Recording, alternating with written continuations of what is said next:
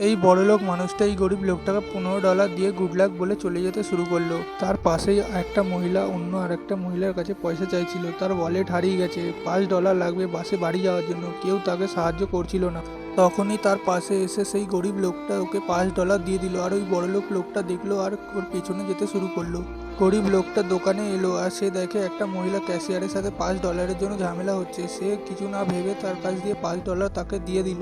তারপর সে বার্গার কিনে ঘরে যেতে শুরু করলো। আর ওই বড় লোকটা দেখে খুব খুশি হয়ে গেল। সে বাড়ি এসে যখনই খাবারটা খুলে খেতে যাবে তখনই দেখলো একটা গরিব লোক তাকে খাবারের জন্য বলছে। সে কিছু না ভেবে তাকে খাবারটা দিয়ে দিল। তারপর সে বড় লোকটা তার কাছে এসে জিজ্ঞেস করলো, তুমি এগুলো কেন করছো? সে বলল, আমি বিশ্বাস করি যদি আমি কারো সাহায্য করি পরে কেউ না কেউ আমারও সাহায্য করবে। এই শুনে বড়লোক মানুষটা তার ঘরে গিয়ে তার মাকে সবকিছু বলে দিল। মা বলল, আমি তাকে দেখব। সে গিয়ে দেখে সেই লোকটা যে ও অনেক বছর আগে তার খারাপ অবস্থায় তার সাহায্য